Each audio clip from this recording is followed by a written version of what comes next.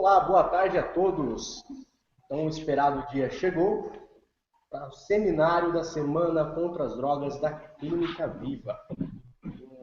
Prazer tê-los aqui, todos vocês logados e presentes nesse momento, para acompanhar esse seminário. E para darmos início, eu chamo o psicólogo Marcelo Parazzi, especialista em dependência química, para iniciar esse seminário. Olá, uma boa tarde a todos. Prazer estar aqui com vocês nessa tarde agradável para falarmos de um tema tão importante também numa semana tão importante, que é o tema da dependência química e tudo aquilo que cerca, né, essa síndrome, essa doença.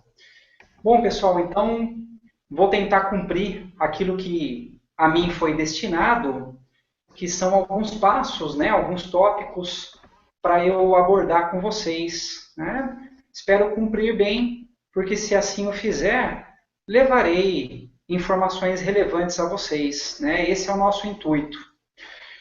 Bom, gente, o título da minha apresentação é Drogas do Uso à Dependência Química, né?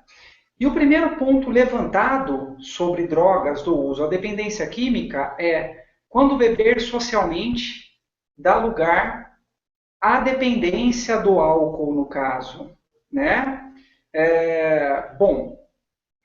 Essa é uma pergunta muito boa, uma pergunta interessantíssima, né? Cercada de alguma polêmica, cercada de muitas dúvidas, não é? E por isso ela é boa, por isso ela é interessantíssima. Muito bem. Eu vou começar tentando responder essa pergunta, dizendo aos senhores e senhoras, ou tentando definir com os senhores e as senhoras, o que é uso social, o que é o bebedor social do álcool. Bom, existe um limite superior de consumo de bebida alcoólica que define que até ali, até aquele ponto, o indivíduo pode vir a ser considerado como um bebedor social. Tá? Eu vou dar um exemplo para vocês, um pouquinho abaixo desse limite, para que a gente consiga, a partir desse exemplo, entender, sem sombra de dúvidas, o que é o beber social. Tá? Bom, um indivíduo que toma uma dose de álcool, mesmo que seja por dia, os 7 dias da semana, é um indivíduo considerado ainda um bebedor social.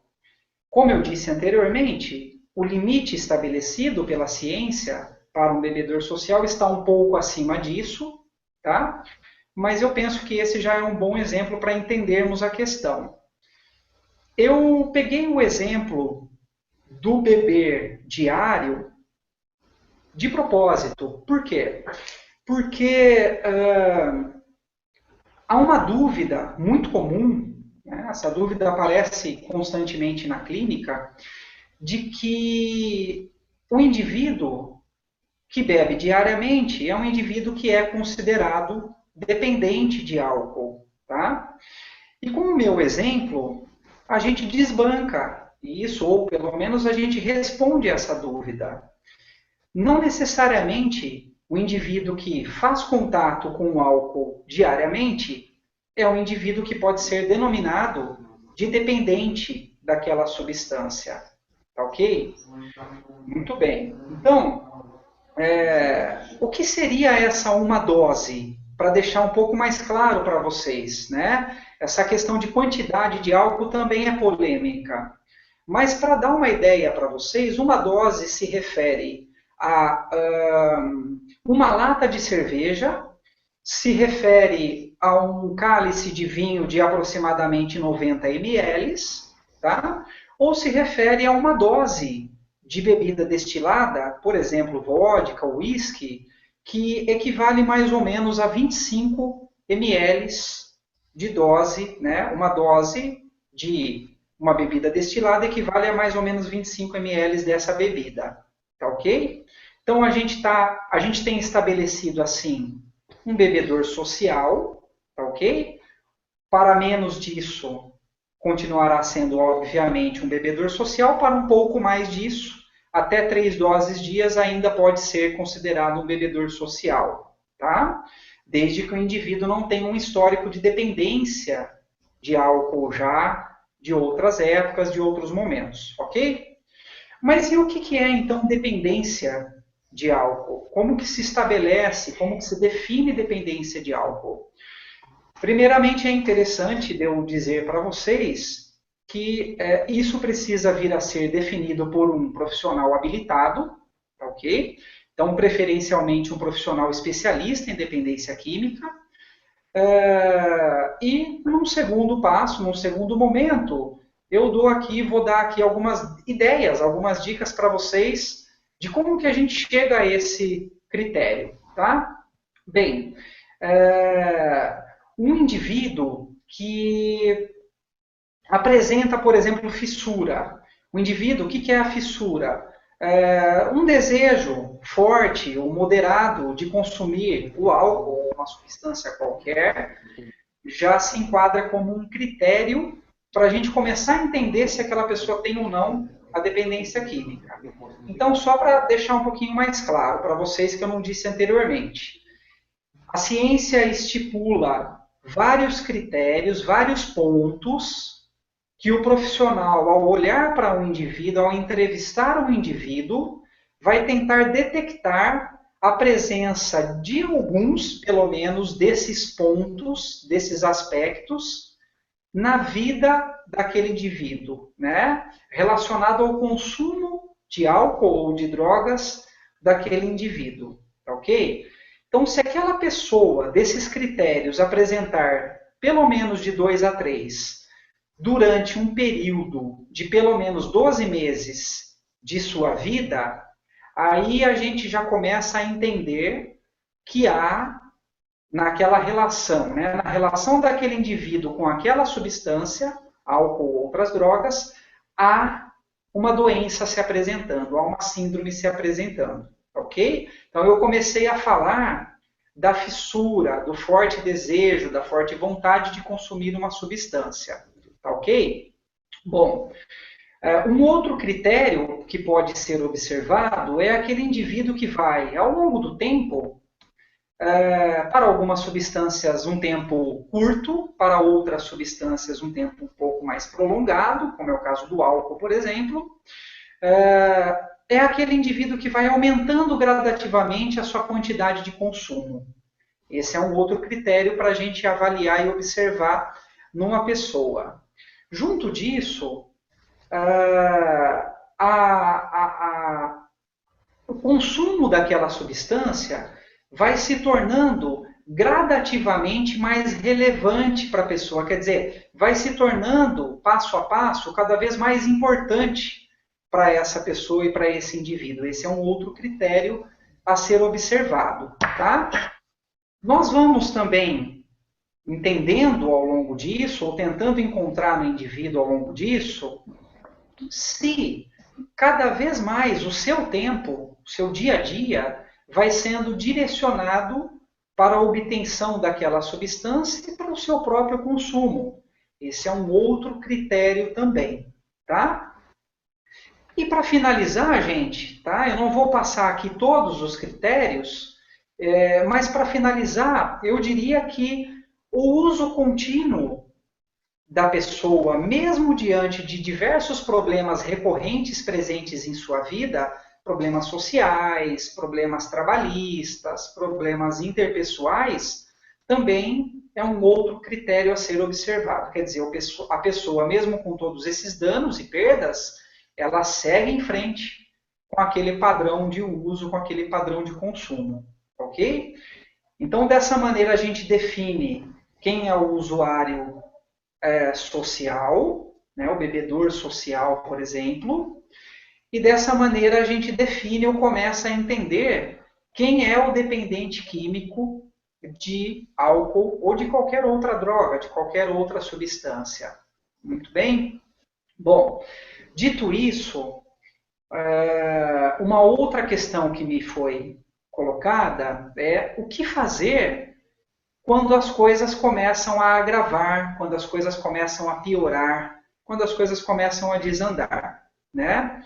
Isso é uma pergunta bastante interessante também, porque a gente observa nas pessoas que nos ligam dúvidas, né? Puxa, por favor, Marcelo, me ajude, eu não sei o que fazer, eu não sei qual é o ponto de partida, ok?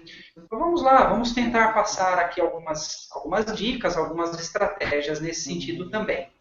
Bom, é muito comum, gente, em dependência química, o uso de substâncias e dependência química, é muito comum o famoso tapar o sol com a peneira, né? Esconder dos amigos, esconder da família, tentar abafar o assunto, tentar abafar o caso, né? Esse é um problema que precisa ser tirado de campo. Então, a dica seria: vamos encarar o problema de frente, vamos encarar o problema abertamente. Vamos tomar cuidado com a famosa negação do problema. E a negação do problema, eu diria, que não é só, muitas vezes, uma questão do paciente, do usuário, do dependente químico. Tá? Muitas vezes é uma questão da própria família, né, que vem tentar negar que esteja um problema, que estejam acontecendo problemas, que esses problemas estão ligados a esse uso, tá ok? Junto disso, muitas vezes, percebo que vem uma crença, que é a crença de que é só uma fase, logo passará, vamos deixar as coisas como estão, porque talvez se resolva por si só. E aí mora um grande perigo, né, gente? Porque a gente sabe que a dependência química, uma vez instalada, não tratada, fatalmente progredirá, vai evoluir, né? Vai piorar. E se ela piorará, piorarão os danos físicos, psicológicos e sociais, familiares e relacionais que vêm junto dela, ok? Bom, dentro disso, eu colocaria um outro aspecto: dialogar franca, abertamente, sem tabus. Vamos nomear as substâncias. Então, está havendo o uso de cocaína? Vamos nomear. Está havendo o uso de cocaína.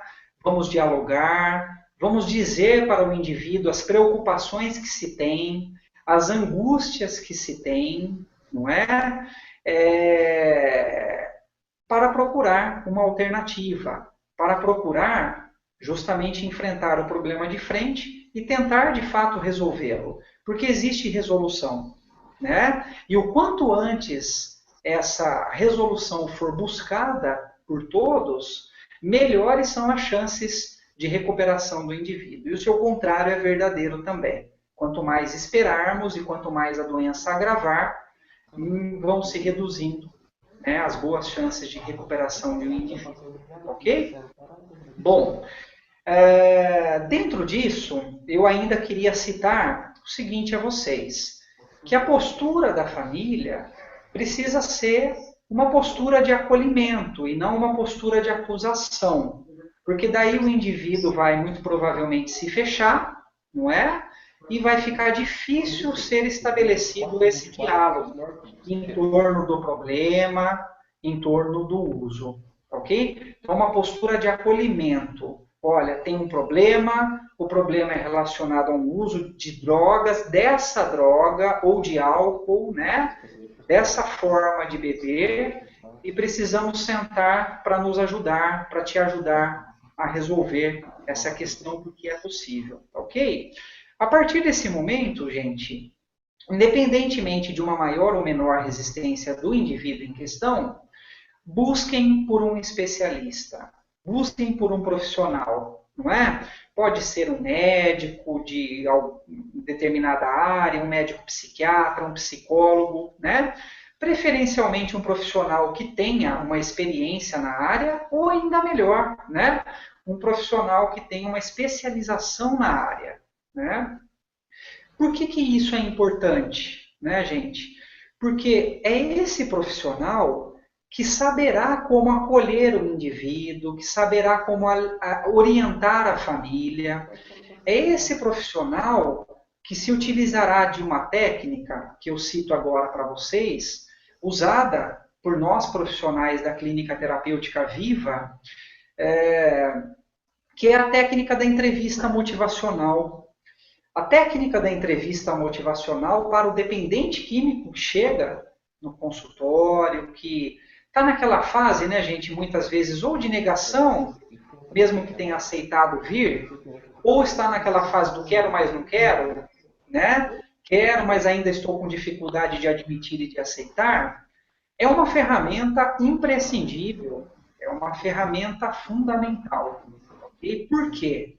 Porque ela vai nos orientar e nos ajudar numa condução diante da pessoa que vai acolhê-la e que vai fazer, que vai ajudar com que ela mesma vá percebendo os danos existentes na vida dela e fazendo as ligações desses danos com o seu consumo de álcool, com o seu consumo de maconha, com o seu consumo de cocaína. Ok? Então, por isso, a importância da busca de um especialista. Ok? Gente, continuando agora, uma outra questão que me foi colocada foi qual o papel da família nisso tudo. Já falei um pouquinho, vou continuar falando e vou continuar complementando. Bom, eu queria dizer a vocês que o papel da família, do meu ponto de vista, é fundamental. Tão fundamental quanto o papel do paciente, tão fundamental quanto o papel do especialista, né, do profissional, ou dos profissionais, até melhor dizendo, que acompanharão essa recuperação. Tá? É muito importante que a família se engaje num tratamento. É muito importante que um tratamento para dependência química, né, como fazemos na Clínica Viva, dê aos familiares a significativa atenção, o significativo acolhimento, é muito importante, não é? Porque das ações com os pacientes e das ações com os familiares é que surgirão os resultados dessa recuperação. Ok?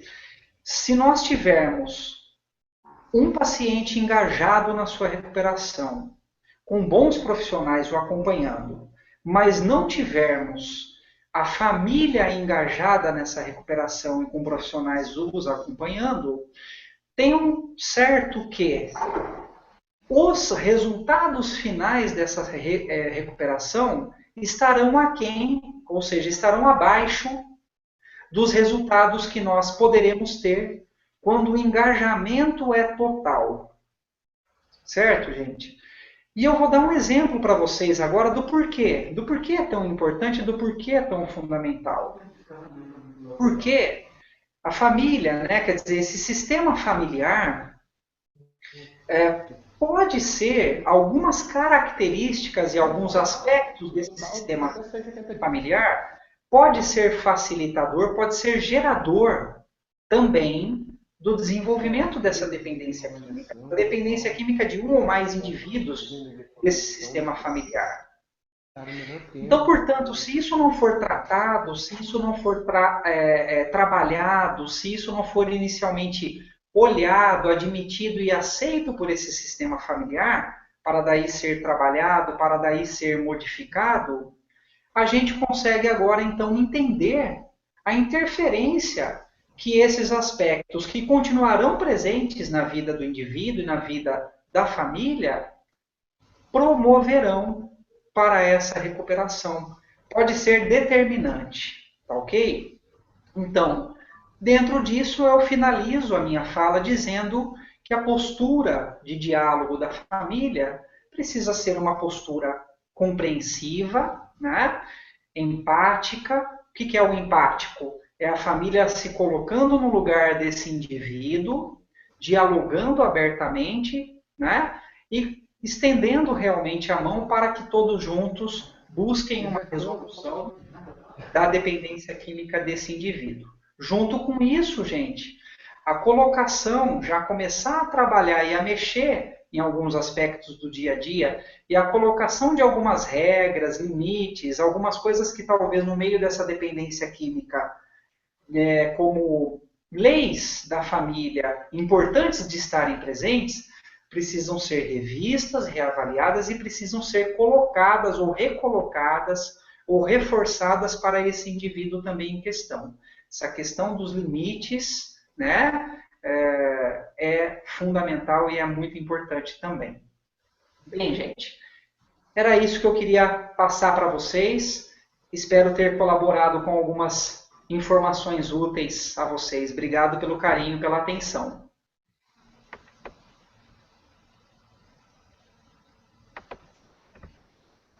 Olá, agradeço ao Marcelo Parazzi por todas as informações passadas.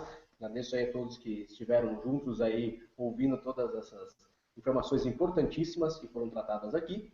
E chamo agora o senhor André Tolentino, advogado, especialista em direito civil e tratamento, especialista em tratamento de usuários e dependentes de drogas pela Universidade de São Paulo.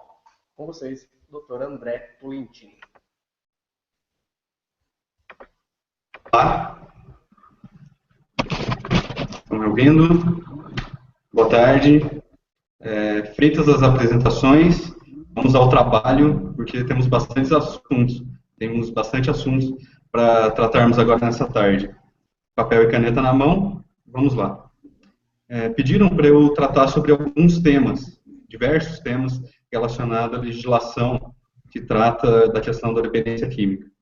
E são várias leis mesmo, vários entendimentos de juízes, entendimentos também de setores administrativos.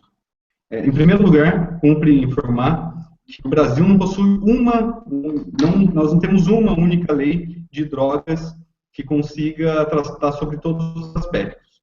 O que a gente tem no Brasil é um verdadeiro, o que a gente chama de microsistema legislativo.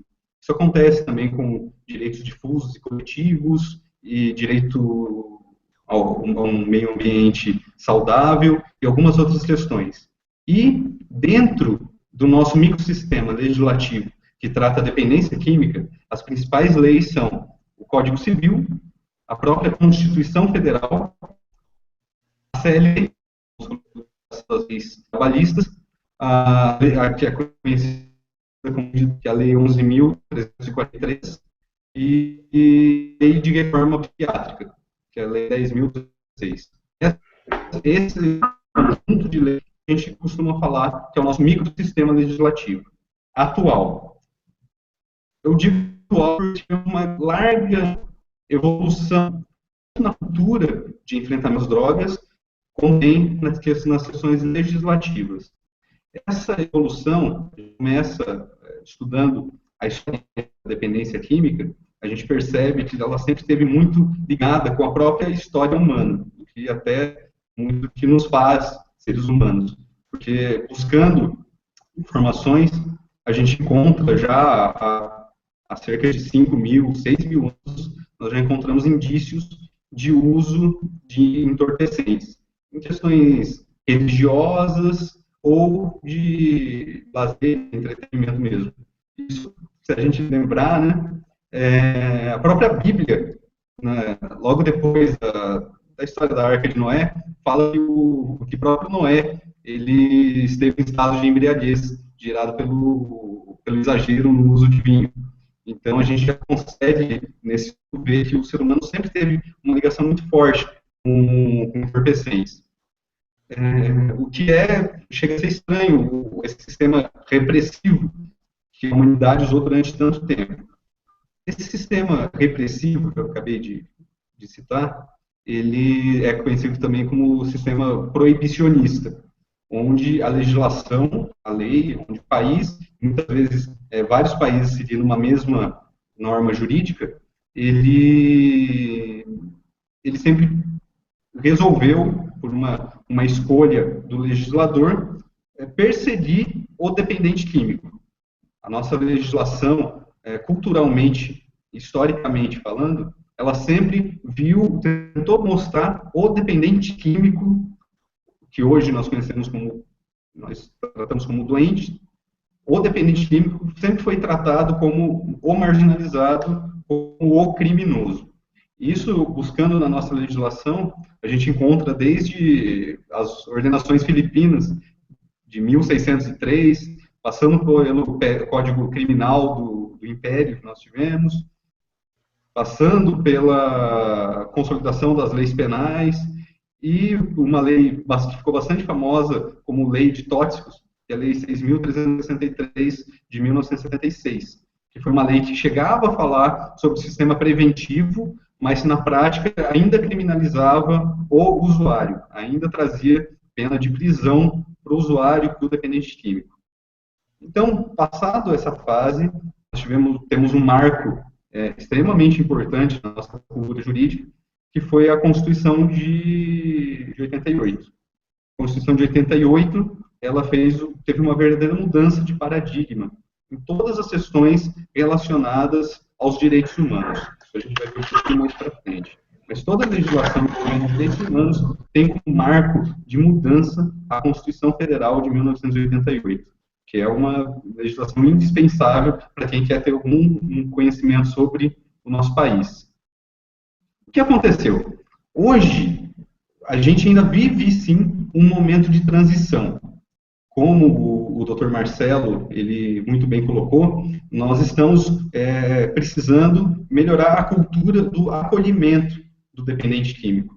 Nós, durante milhares, centenas de anos, a gente viu o doente, o dependente químico, como um marginal da sociedade. Muita gente pode falar, mas isso funciona, isso funcionou. Os números indicam que não.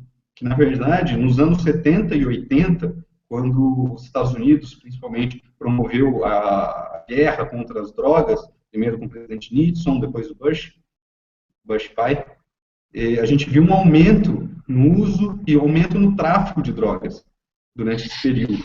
Isso tanto na Colômbia, América Latina, Estados Unidos e Europa. Então, e a cultura jurídica no mesmo sentido. Nas faculdades de Direito, isso é comumente, os nossos estudos são baseados no estudo da lide. Olha, tem o correto e tem o errado. Nós estamos sempre defendendo o correto e a outra parte é sempre errada. Infelizmente, isso sempre, até hoje, isso é o que mais é visto nas faculdades de Direito.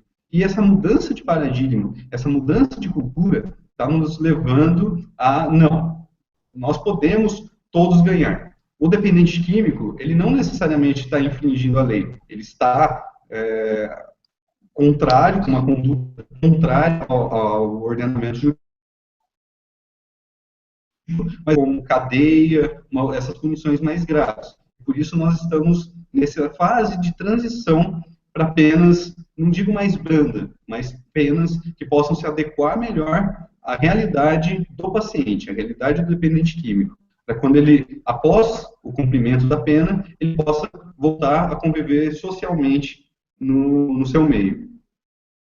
Essa mudança de paradigma legislativo, que no Brasil teve início com a Constituição de 88, ela culturalmente, ela teve início principalmente durante os anos 60, anos 70, por meio dos estudos que foram realizados, patrocinados pela OMS, Organização Mundial da Saúde, onde, inclusive, hoje, a dependência química, seja de álcool ou de outras drogas, ela está na classificação internacional de doenças. Ela tem o seu CID próprio, o que é realmente, depois desses anos 60, 70, e mais para frente, foi incluído no CID. Então, já não é mais para ser tratado essa questão simplesmente como uma questão de polícia, sim como uma questão de saúde pública. Tudo isso vem também, muito bem embasado, pelas convenções da Organização das Nações Unidas. A ONU, ela tem encontros periódicos, onde ela emite pareceres e emite convenções, que são, de certa forma, obrigatórios para os países signatários. Então, a gente vê que, muitas vezes, o mundo a legislação de vários países, elas convergem no mesmo sentido. Por que isso acontece? Porque existe um órgão superior, que é a Organização das Nações Unidas, que trazem essas convenções. As principais convenções que tratam sobre a dependência química, a gente pode listar a Convenção Única sobre Entorpecentes, de 1961, a Convenção sobre Substâncias Psicotrópicas, de 71, a Convenção para o Tráfico Ilícito de Entorpecentes e Substâncias Psicotrópicas, de também de 78. Todas essas convenções, elas trazem princípios básicos aos Estados, o reconhecimento da dependência química como um problema social e de saúde pública. E visam também inibir a produção, circulação e o tráfico de drogas. Então, na nossa Constituição, primeiro essas convenções, segundo passo, dentro do Brasil, a Constituição Federal de 88. Logo no artigo 1º da nossa Constituição, é dito que a República Federativa do Brasil, formada pela União dos Estados, Municípios e Distrito Federal, tem como fundamentos, e no inciso 3, um dos fundamentos, a dignidade da pessoa humana. E foi principalmente baseado nesse fundamento da dignidade da pessoa humana que deu origem à conhecida como Lei de Reforma Psiquiátrica, a Lei 10.216 de 2001.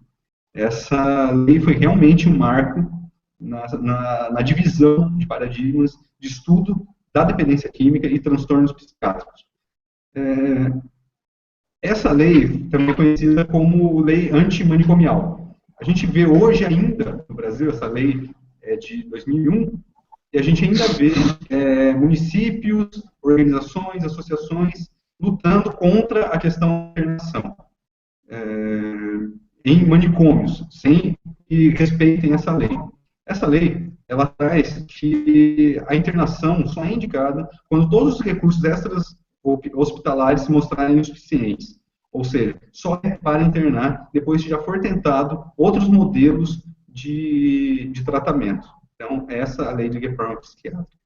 Nesse mesmo sentido, foi editada a Lei Ordinária 11.343, de 2006, que é considerada, chamada de Lei de Drogas, muitos chamam de Lei de Tóxicos, mas ela já vem nesse novo paradigma. Muitos interpretam essa lei nas faculdades, estudam essa lei nas aulas de direito penal, porque ela traz as penas para os crimes de tráfico de drogas e também para o portador que tem posse de drogas ilícitas.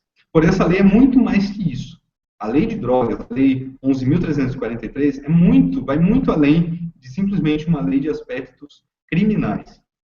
Na verdade, ela institui o Sistema Nacional de Políticas Públicas sobre Drogas, o SISNAD, e traz todos os princípios de prevenção ao uso indevido de drogas, as questões de articulação, integração entre diferentes formas de conhecimento, entre diferentes setores da sociedade, que é o que sempre é dito que é necessário no enfrentamento às drogas, que é mais ou menos isso que nós estamos fazendo aqui hoje. Hoje, esse seminário é composto por um médico, por psicólogos e eu como advogado.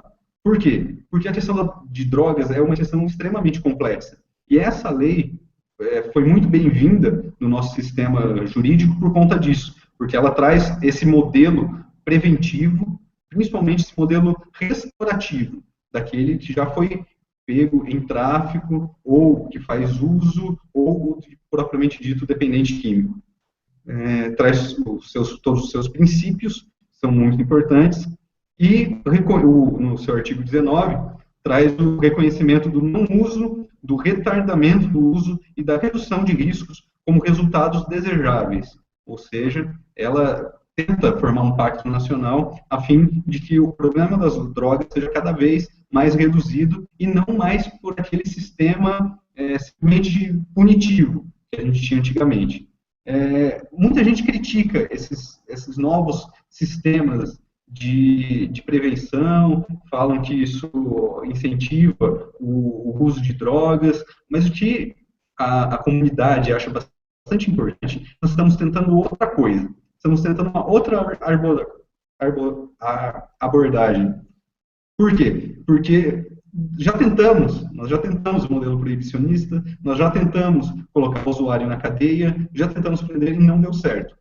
Hoje, o mundo experimenta uma variedade bastante grande de formas de tratamento a essa questão. E é bastante importante que conheçamos todas as formas, todas as variáveis, para que a gente possa encontrar a punição, a pena mais adequada para aquele dependente químico. Nessa lei, traz simplesmente como penas, tem gente até que discute se ainda é crime ou não, mas vamos focar no que é o entendimento geral de hoje, e que traz como penas para o usuário simplesmente a advertência sobre os efeitos das drogas, a prestação de serviço à comunidade e medida educativa de comparecimento a programa ou curso educativo. Em alguns casos, também pode ser aplicada a pena de multa e admoestação verbal. Para o usuário, para aquele que tem a posse ou porte da droga, não existe mais a pena de prisão. Ele não vai mais preso. Temos outras penas também, mas que o país entendeu que são melhores aplicadas a esse caso em concreto. Uma outra lei que eu não falado e que teve alterações significativas esse ano passado, e que começaram a vigorar esse ano, é a CLT, a Consolidação das Leis do Trabalho. Se vocês olharem na CLT, no seu artigo 482, ele ainda traz o que a gente chama de anacronismo jurídico. Ele traz lá que constituem justa causa para rescisão do contrato de trabalho pelo empregador a embriaguez habitual em serviço. Ou seja, pela CLT atual, ela ainda diz expressamente que é possível demitir o dependente químico ou embriaguez atual ou em serviço por conta disso, a demissão por justa causa. Isso é dito na lei, porém, a nossa jurisprudência, que é as decisões reiteradas do judiciário dos tribunais superiores, ela já está pacífico no sentido de que isso contraria a Constituição Federal, ou seja, a dignidade da pessoa humana. Então, não é mais possível, isso já é entendimento pacífico, fazer a demissão do empregado por conta da dependência química. O que é importante para a empresa saber? Que, se deparando com essa questão, com esse problema, isso deve ser levado como qualquer lado ao SUS, encaminhado ao CAPS, que seja encaminhado ao médico responsável pela empresa, no caso, e, sendo o caso, encaminhado ao INSS. Nós temos um artigo, inclusive, publicado sobre essa questão do INSS e a dependência química. Depois a gente vai tentar subir aqui para vocês poderem acessar.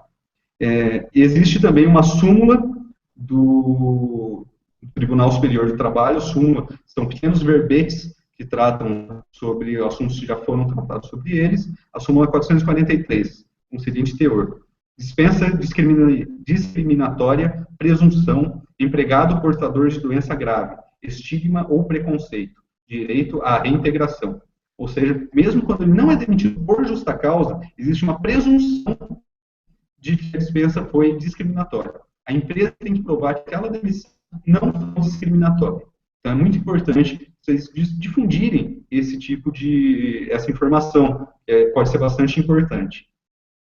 Também, dentro da CLT, a gente tem uma inovação que começou a vigorar esse ano, que é a questão do motorista profissional. Vocês devem ter visto que isso circulou bastante na mídia, a questão da obrigatoriedade de todo motorista profissional contratado ou demitido fazer o teste toxicológico.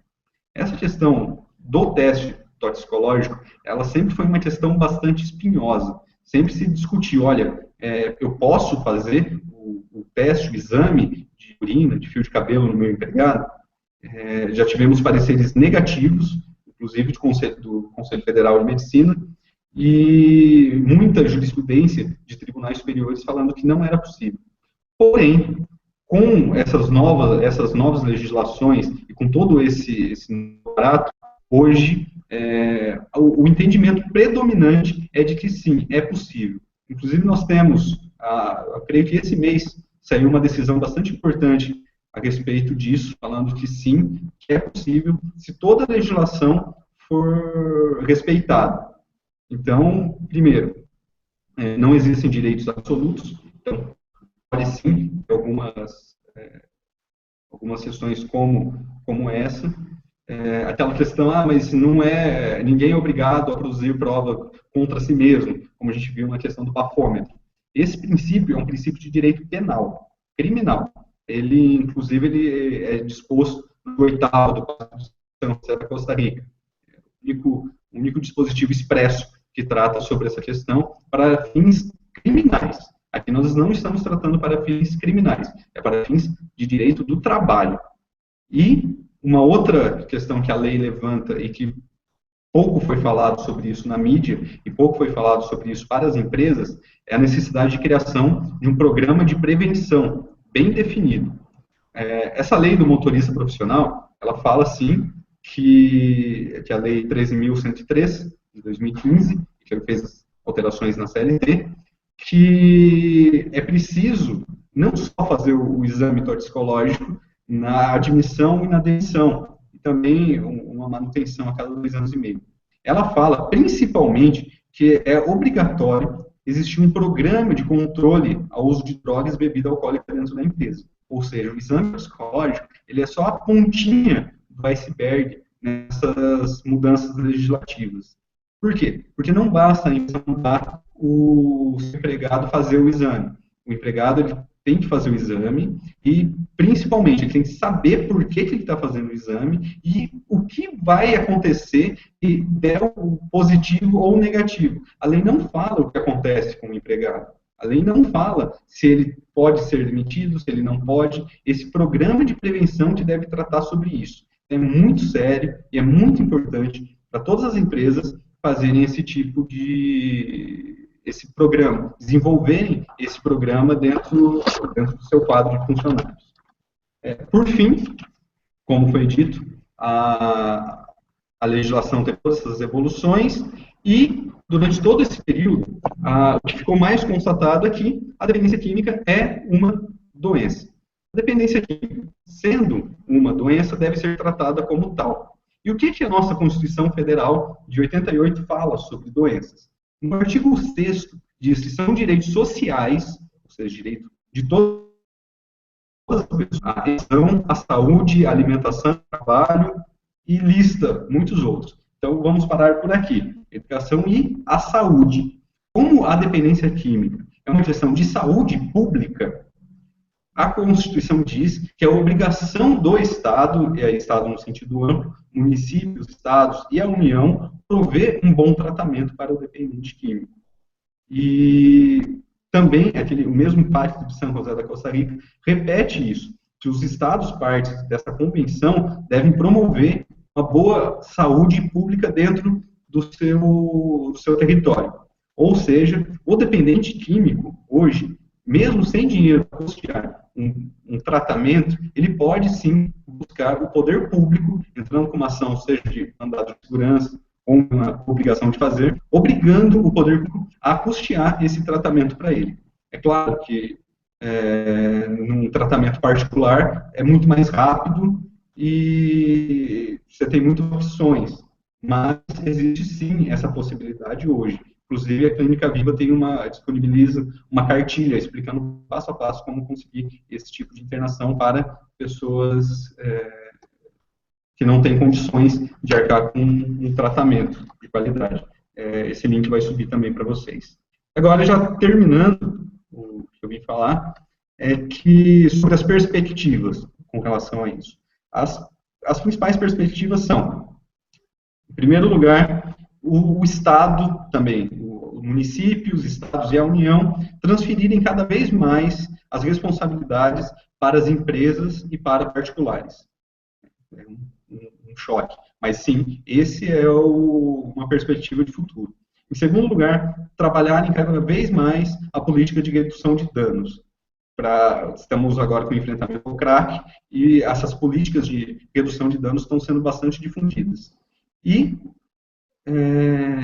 uma outra perspectiva, que a gente espera que isso aconteça, seja criado uma legislação, uma lei que trate sobre esses diferentes aspectos, porque isso melhoraria muito a uniformização dos entendimentos dos tribunais pelo Brasil afora. Então, visto isso, o que é importante para você que está assistindo? O que eu acho mais importante é pararmos de procurar culpados. Estamos vendo que o Estado está transferindo cada vez mais as responsabilidades para as pessoas e para as empresas. Ok, Estado, você tem as suas responsabilidades, não dá para fugir disso. A Constituição diz quais são as responsabilidades dos Estados. Mas nós, pessoas físicas, empresários, advogados, médicos, todas as pessoas, nós temos também a nossa parcela de responsabilidade. Então, eu acho que sim, está na hora de nós assumirmos isso. Nós criarmos um verdadeiro pacto nacional de enfrentamento às drogas, relacionadas também a tudo do aspecto emocional, como drogas, depressão, ansiedade, enfim, todas as pessoas colaborar de forma nessa questão. E acreditem, todos podem colaborar, seja por meio de acolhimento, de indicação de um tratamento, indicação de um bom tratamento particular, enfim, busquem cada vez mais conhecimento, como por meio desse seminário, leiam artigos relacionados a isso, difundam essa nova cultura de enfrentamento ao tráfico e de cuidado com o dependente químico. Eu tenho certeza mais que absoluta que todas as pessoas unidas nesse pacto de enfrentamento, com certeza absoluta, nós vamos conseguir reduzir, vamos conseguir vencer muito mais esse problema que nós estamos enfrentando hoje com as drogas. Então, era isso que eu tinha para falar. Agradeço a atenção de todos. Muito obrigado.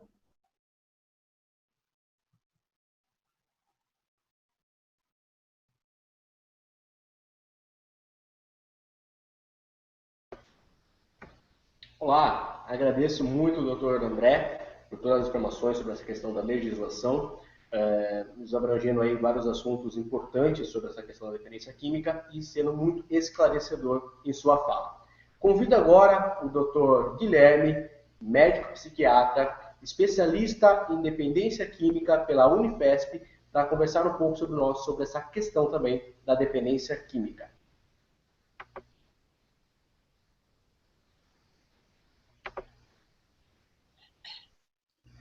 Muito boa tarde a todos. Primeiramente, agradeço ao convite feito pela Clínica Viva para poder participar desse evento e discutir um tema tão polêmico e atual como é a dependência química, né, e as suas inter-relações sociais. Coube a mim falar sobre um dos temas que geram muita discussão, geram muitas dúvidas, principalmente entre os familiares daqueles que buscam ajuda para esse tratamento, que é a questão da internação para tratamento da dependência química, né? Quando internar é preciso, em que casos, em que situações a internação vem ser uma ferramenta a ser utilizada pela família para tratamento, né? A primeira pergunta que se coloca, até no tema que me foi proposto, é se todo caso de dependência é um caso necessariamente de internação. Como já previamente abordado pelo Dr. Marcelo, e vai ser um tema da palestra futura da doutora Sônia, nem todo caso é necessariamente um caso de internação. É preciso que durante a avaliação inicial do paciente, pela entrevista motivacional, se avalie de forma criteriosa qual é o padrão de consumo, qual é a forma que esse paciente se encontra, as suas condições sociais, familiares, profissionais, e através dessa análise criteriosa, feita de preferência por um profissional habilitado para tal função, né, um profissional que atue e seja especializado na avaliação das dependências químicas, seja determinado qual é a severidade, qual é a gravidade do caso. Casos considerados mais leves, onde ainda não ocorreu uma perda total do paciente, do seu controle, da sua capacidade de interagir no seu cotidiano, no seu dia a dia, podem muito bem ser abordados em nível ambulatorial, através de psicoterapia, de avaliação psiquiátrica, que é um tratamento específico para esse fim. E existem os casos que são mais complexos, onde o prejuízo para o paciente já é mais observado, já é mais evidente, e que começam a ser classificados numa posição de moderado a grave. São esses casos que, através da avaliação do profissional, começam a ser situações passíveis de uma internação. Casos moderados, a gente pode colocar, são aquelas situações onde o paciente ele já tem um certo comprometimento da sua rotina, já não consegue de forma plena manter os seus hábitos profissionais, já se ausenta da família, já começa a trocar situações de lazer, situações de bem-estar, para estar fazendo o consumo do álcool, da droga. Não há ainda um comprometimento pleno e total, mas o paciente já passa a ter uma certa ambivalência entre aceitar alguma ajuda, em alguns momentos ele aceita algum tipo de abordagem, em outros momentos ele fica um pouco mais refratário. É um paciente que está na transição da fase leve para a fase grave e que já deve ser abordado. Até existem situações que um paciente com um perfil de dependência moderada, tendo uma estrutura familiar, tendo um suporte estruturado, pode até conseguir, num tratamento ambulatorial, sem uma internação, a sua recuperação e ter êxito no seu tratamento. Mas a grande maioria desses pacientes, onde a gravidade da doença já encontra-se nesse nível, necessita de uma intervenção num regime de internação, buscando que na internação esse paciente tenha um ambiente adequado para que ele inicie o seu tratamento. E os casos considerados graves são casos onde o paciente já apresentou uma perda um pouco mais significativa, onde a sua funcionabilidade em relação ao trabalho, a família já chegaram a um ponto crítico. O paciente não consegue mais manter um mínimo de convívio social. A vida dele passa a ser única e exclusivamente em função da droga. Há uma negligência familiar, uma negligência com a sua própria saúde e bem-estar. Ou seja, o paciente ele chegou num ponto onde ele perdeu a sua capacidade de autocrítica. O paciente já não consegue mais discernir entre o que é o certo e o que é errado, o que é melhor ou o pior para si. E são casos onde dificilmente o paciente aceitará algum tipo de abordagem. A ausência de crítica é tão intensa que, nesses casos, necessita-se a intervenção da família, buscando a ajuda de pessoas habilitadas e capacitadas para tal, para que possam intervir e facilitar a chegada desse paciente ao tratamento. Esse paciente, num quadro grave, onde a avaliação da doença se coloca numa gravidade nesse nível, não tem condições para um tratamento ambulatorial. É um paciente que ele precisa necessariamente ser retirado do meio nocivo onde ele está vivendo e fazendo uso da substância psicoativa de escolha, seja ela o álcool, seja ela a cannabis, seja ela o crack, a cocaína ou outras drogas psicoativas, onde elas já tomaram toda a totalidade da vida do paciente, ele precisa ser retirado desse meio e encaminhado para a internação. É nesses casos que normalmente acaba se utilizando da internação involuntária. O que é internação involuntária? Como bem explicou o Dr. André na palestra anterior, existe uma lei federal que regulamenta, de uma forma geral, a saúde mental, a psiquiatria no Brasil, que é a Lei 10.216. E essa lei, ela regulamenta 3 tipos de internações possíveis de ser aplicada a cada caso, a cada paciente. A internação voluntária, que se dá como num exemplo anterior que eu citei, de um paciente que tem um quadro moderado, que ele tem uma percepção parcial, ou ainda tem um insight, uma autocrítica um pouco mais preservada e vê que precisa de uma ajuda mais intensiva, aquele paciente que tentou um tratamento no regime ambulatorial, no regime aberto, mas não teve êxito. Esse paciente ele pode buscar voluntariamente a internação e fazer o seu tratamento de desintoxicação, de estabilização. E a internação involuntária, que ela se dá através de uma avaliação médica, de uma avaliação por um médico, de preferência um psiquiatra, que percebe que esse paciente tem uma intensidade de uso da substância tão intensa que ele perdeu a capacidade de discernimento. O paciente já não consegue avaliar a sua vida de forma plena e, principalmente, ele se coloca em risco ou coloca terceiros em risco.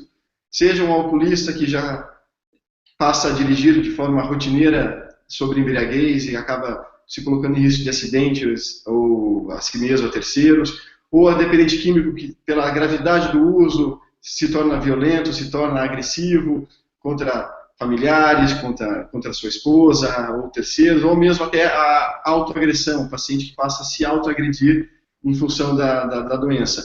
E esses casos, quando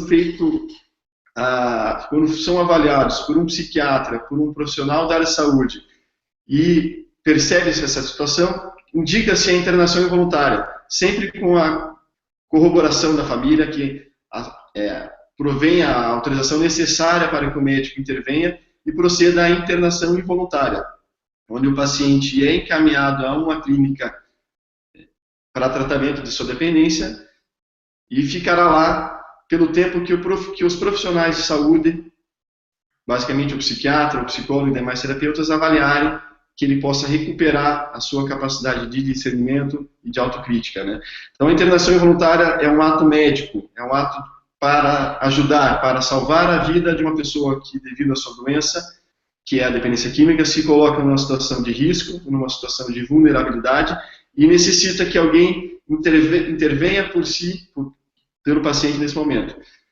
É um ato legal, é um ato que está previsto na lei, conforme citei a lei 10.216, então não é nada feito de forma irregular, desde que a clínica que vai acolher esse paciente seja bem estruturada e credenciada para tal internação, e esse ato é comunicado pelo médico responsável ao Ministério Público local, que vai acompanhar e averiguar se todas as situações previstas e todos os direitos do paciente serão mantidos. E um terceiro tipo de internação, que é muitas vezes utilizado para pacientes com quadros mais graves, é a internação compulsória, uma internação onde o paciente também apresenta um quadro de alta severidade, um quadro grave, e que a família busca, através de meios judiciais, através da justiça, que a internação ocorra inclusive contra a vontade ou o desejo do paciente.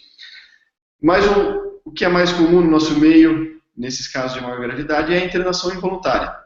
Isso é feito através dessa avaliação e dessa análise em conjunto do médico, do profissional que atende o paciente, com os seus familiares, né? E muitos perguntam, mas uma internação involuntária, ela tem êxito, ela funciona, já que a pessoa acaba indo sem desejar, ou às vezes sem perceber que está sendo internada? A nossa experiência é muito positiva. Percebe-se que o paciente, à medida que ele tem o seu processo de desintoxicação, processo de estabilização clínica e psíquica ao longo da internação, ele começa a perceber e avaliar a importância desse movimento feito pela sua família, de buscar ajuda, de buscar a atenção, né? Se dependesse apenas dele, da vontade do paciente naquela fase mais aguda, essa ajuda não chegaria. E as consequências das doenças, muitas delas aí irreversíveis, poderiam chegar. Então o paciente ele passa a ter um pouco mais de crítica, ele começa a analisar melhor a sua situação, e o que a gente vê na prática é o paciente até agradecer à família por ter intervido, por ter ajudado numa situação onde ele estava totalmente perdido e com um prognóstico negativo, um prognóstico sombrio da sua evolução da doença. E a internação, ela tem como um ponto inicial, que é o que é de mais importante para o paciente no primeiro momento, a formação de um ambiente protegido, de um ambiente seguro. O paciente na rua, na sua família, em casa, ele não estava conseguindo mais ter o controle, a capacidade de decidir entre usar ou não usar. A doença estava tão ativa, tão aguda, que o desejo, a compulsão, a fissura, como bem falado pelo Dr. Marcelo na primeira palestra, estão intensas e o paciente não consegue ter essa capacidade de controlar a sua vontade, o seu desejo. E o uso acaba sendo recorrente. Então, o primeiro ponto importante do paciente na internação é exatamente se ter um ambiente seguro, um ambiente protegido, onde o paciente, mesmo diante de um quadro de fissura, um quadro de ansiedade, ele está protegido pelos profissionais, pela estrutura que se cria durante uma internação. Essa estrutura promove a recuperação.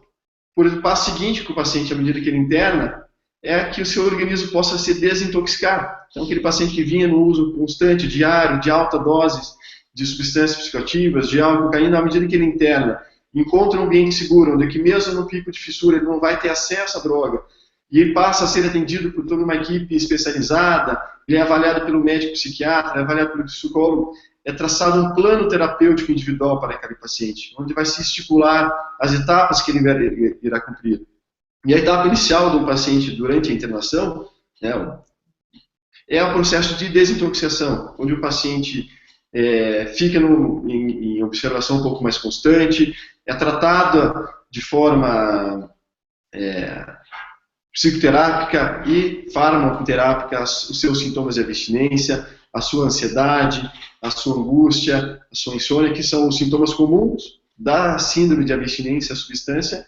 Então, o paciente passando por essa fase inicial, ele começa a ter a capacidade de integração nas atividades propostas. O paciente passa a frequentar os grupos terapêuticos, ele passa a conviver numa rotina diferente, que é o passo subsequente da internação. Então, à medida que você tem um paciente internado, ele passou pelo momento inicial da desintoxicação, ele teve uma estabilização do seu quadro clínico, ele teve uma estabilização do seu quadro psíquico, ele passa a voltar a ter condições de ter planejamentos e ter perspectivas diferentes. Ele passa a entender um pouco melhor a gravidade da situação que ele vive vivendo e ver que existem caminhos, existem alternativas a serem buscadas e serem trabalhadas junto aos terapeutas, buscando essa reinserção à sua família. Durante a internação é muito importante a presença da família no tratamento. Não adianta a gente estar com o paciente ali, o paciente buscando uma forma de melhorar, uma forma de se recuperar, se a família não está junto. Então a gente precisa tratar os dois polos, o polo do paciente e trazer a família para que ela possa entender a doença, entender como ela ocorre e como a família pode atuar de forma participativa, de forma assertiva na recuperação do paciente. Durante a internação, uma outra dinâmica que também pode ser de extrema valia é a identificação das comorbidades psiquiátricas. É extremamente comum, e os estudos comprovam isso, que um paciente que tem uma dependência química, uma dependência ao álcool ou outras drogas, padeça também de outras doenças psiquiátricas. Que seja um paciente com transtorno depressivo, que seja um paciente com transtorno de ansiedade, um transtorno bipolar, e que durante a fase de uso fica complicado, fica mais difícil para o profissional avaliar essas comorbidades, mas ao momento que o paciente desintoxicado e voltando a ter uma capacidade crítica melhor, a equipe terapêutica, o psiquiatra, o psicólogo vão poder avaliar essas comorbidades, identificar se existe alguma situação que era o gatilho, muitas vezes era o que desencadeava ao paciente ter as suas recaídas e manter a doença da dependência química ativa. E identificando tais comorbidades, o profissional pode iniciar um tratamento também para essas situações. Então, durante a internação é muito comum que o paciente, ao mesmo tempo que está tratando o seu quadro de dependente, também passe a ser tratado de sua depressão, de seu transtorno de humor, de seu transtorno de ansiedade e outras tantas doenças que são comuns em comorbidade com a dependência química. E outro ponto importante que passa a ser feito a partir da melhora do paciente é o reforço da terapia motivacional. A base do tratamento é a terapia da mudança de hábitos, mudança de rotinas, que o paciente comece a identificar situações de risco, situações gatilhos que ele vivia no seu cotidiano, no seu dia a dia, e passe a fazer planejamentos diferentes, que ele passe a ter novas perspectivas. Trabalha-se a prevenção da recaída, trabalha-se o enfrentamento das mudanças, trabalha-se as terapias emocionais que busquem trabalhar o desejo interior do paciente. Então, no tratamento, dentro de um ambiente protegido, a gente consegue passar por todas essas etapas de estabilização clínica, desintoxicação, avaliação das comorbidades, a terapia motivacional, através de técnicas da terapia cognitivo-comportamental bem estabelecidas, as quais são usadas na rotina, principalmente nas unidades da Clínica Viva, até chegar num ponto onde vai ser preparado o paciente para o seu retorno, onde o paciente que passou 30, 60, 90 dias no regime de internação começa a ser preparado para essa sua reinserção à sociedade. Pois entende-se que o tratamento de internação nada mais é do que uma fase do tratamento. Pela dependência química ser considerada uma doença de evolução crônica, o tratamento também tende a ter uma duração prolongada, uma duração crônica. A internação ela se dá para aquela fase aguda. O paciente teve uma fase mais crítica, mais severa e precisou do ambiente protegido. Mas não se pode dizer que com a alta do tratamento em internação o paciente está curado, está sem nenhum tipo de problema mais a ser trabalhado. Ao contrário, o que se busca é informar ao paciente e aos seus familiares nessa etapa final da fase de internação é exatamente isso, que o paciente está numa fase de controle, uma fase mais estável da sua doença, mas que a internação não é um fim, e sim um meio do tratamento. E esse paciente passa a ter períodos de licença, períodos de saídas com a sua família nesse processo da ressociabilização. Aos poucos ele vai retornando ao convívio social, vai avaliando quais são as suas possibilidades, quais são as suas dificuldades, assim como a família pode perceber junto ao paciente situações que podem ser ainda melhoradas até que esse paciente receba a sua alta, receba a alta da internação, não a alta do tratamento. Pois esse paciente saindo melhor, saindo mais equilibrado emocionalmente, com a sua autocrítica, a sua autopercepção em relação à sua doença, possa passar a fase seguinte, ou muitas vezes retornar à fase de tratamento ambulatorial, que é o tratamento onde ele vai dar continuidade.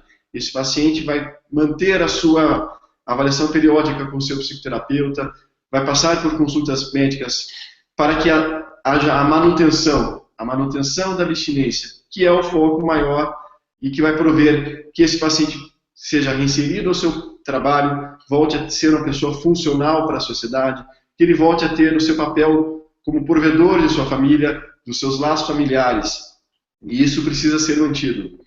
Então, em suma, a internação tem o seu papel muito bem claro no tratamento da dependência química, para aqueles casos onde a severidade já é mais intensa.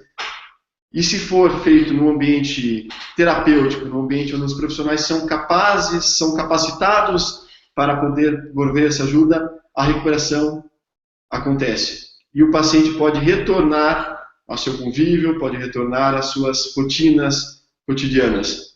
Então, acho que é bem importante que fique claro, pois muito se fala que a internação, ainda mais com essa questão da reforma psiquiátrica, se debatia muito se a internação ainda era passível de existir, se ela teria seu lugar.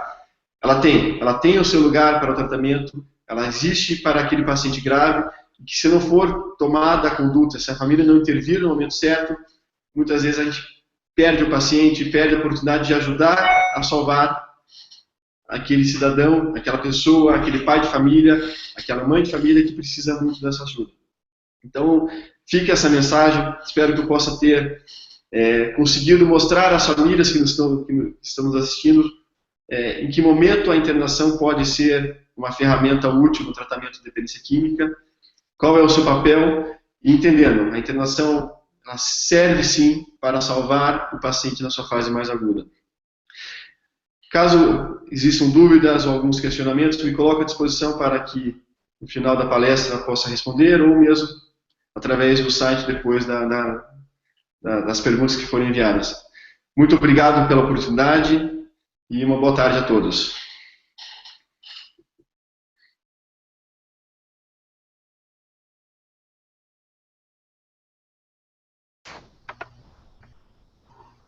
Agradeço grandemente ao Dr. Guilherme por todo esse esclarecimento sobre essa questão da internação da dependência química. Isso é muito importante, um assunto que sempre gera muitos questionamentos, muitas dúvidas. Então, é muito importante todo esse esclarecimento. Convido agora a doutora Sônia Breda, especialista em dependência química e doutorando em psicologia.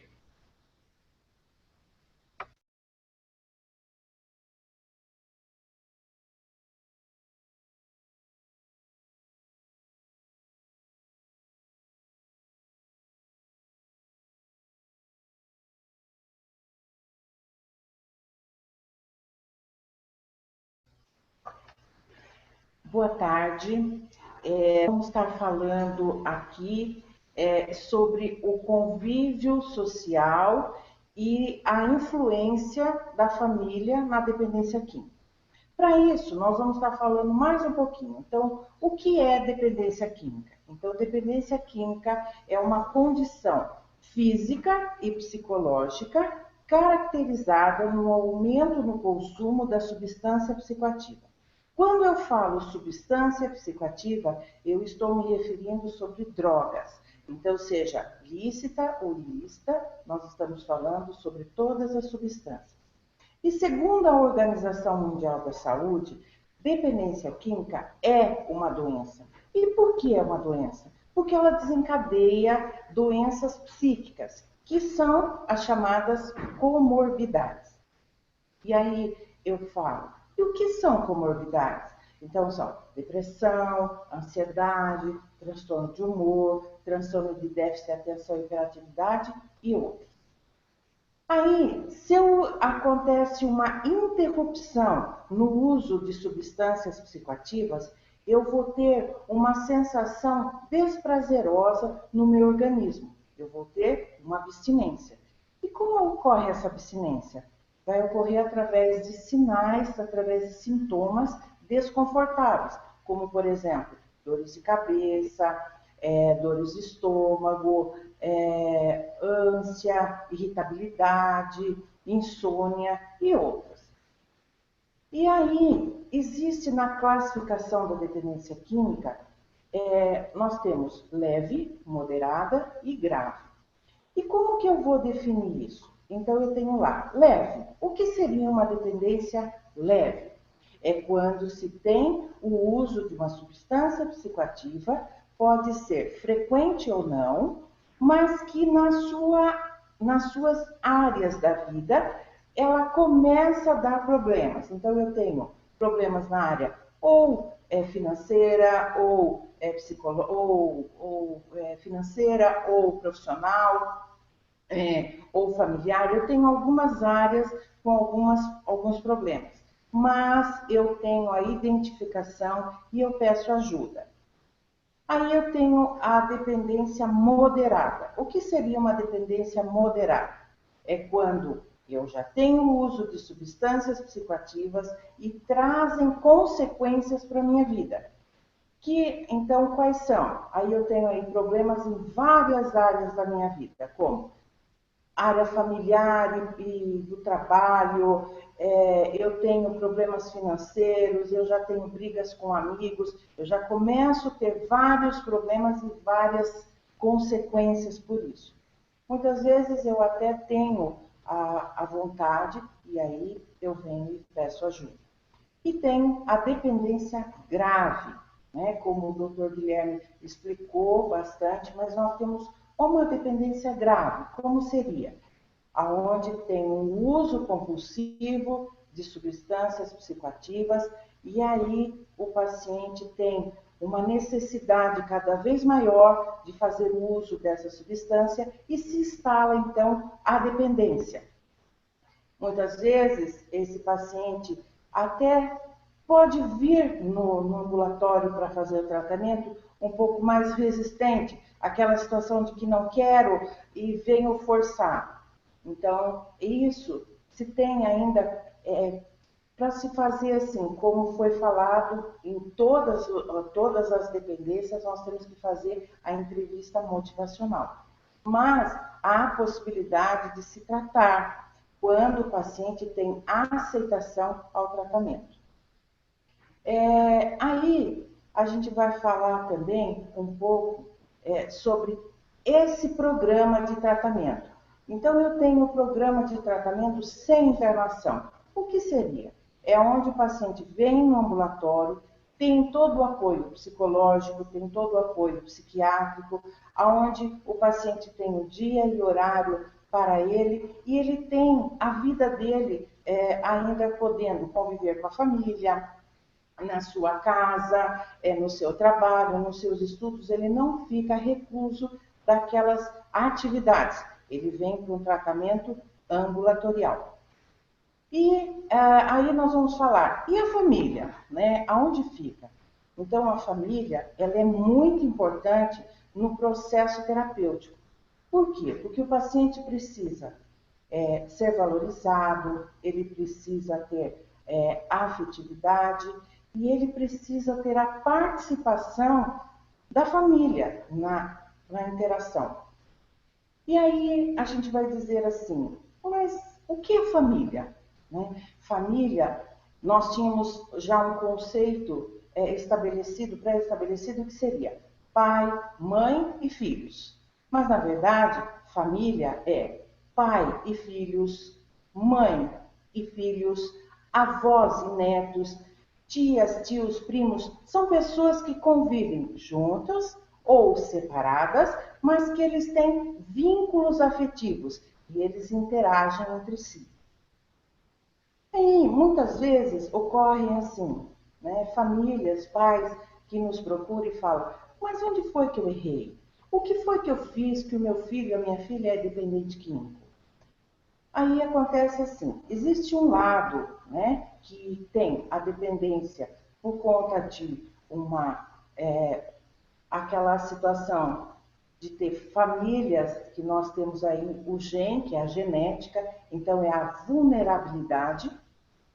Nós temos também um outro lado, que é o uso de substância quando uma pessoa já tem aquela comorbidade. Por exemplo, um indivíduo que já tem a transtorno de déficit de atenção e hiperatividade, então isso vai exacerbar quando o uso de substância.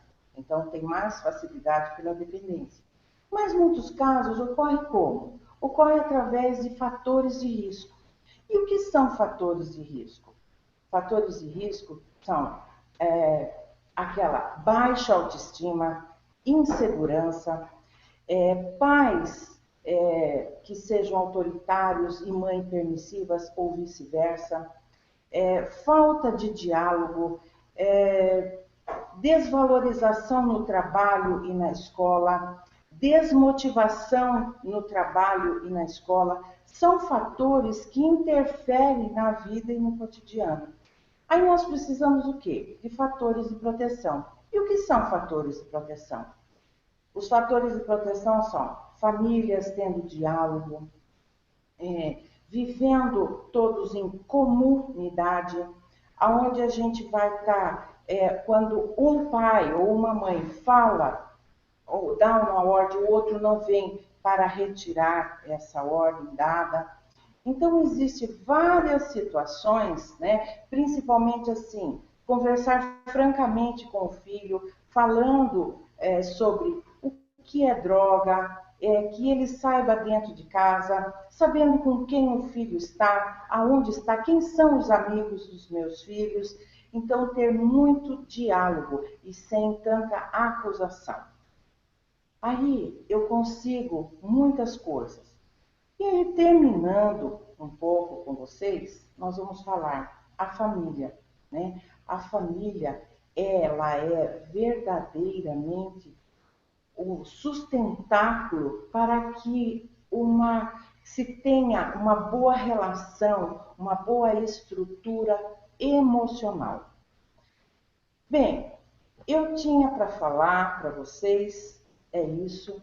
Eu me coloco inteiramente à disposição de vocês para qualquer dúvida. E aqui nós estamos, a Clínica Viva tem todo o tratamento e ajuda para vocês. Até mais, uma boa tarde para vocês.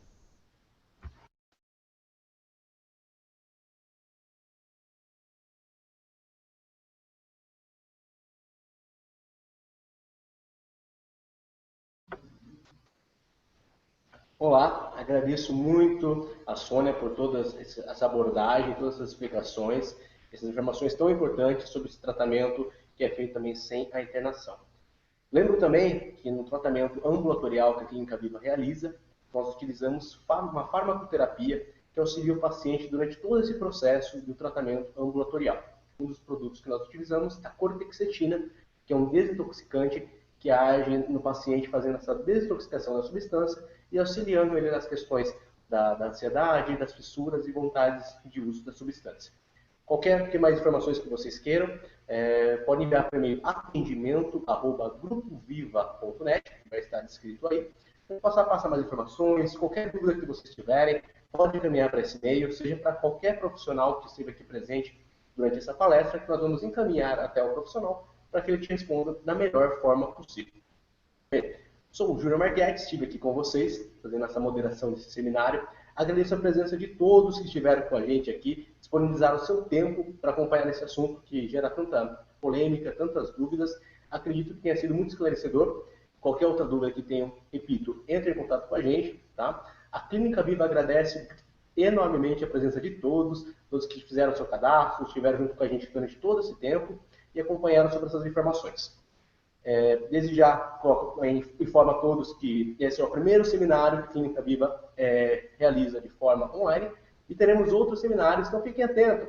Curtam a página da Clínica Viva no Facebook e fiquem atentos a todas as informações que nós vamos disponibilizar lá para que vocês possam acompanhar vários outros eventos que vamos realizar de forma online e presencial também. Agradeço a todos mais uma vez, em nome de todos os profissionais que estiveram aqui, e espero para os próximos seminários. Um grande abraço! Quantas pessoas ficaram?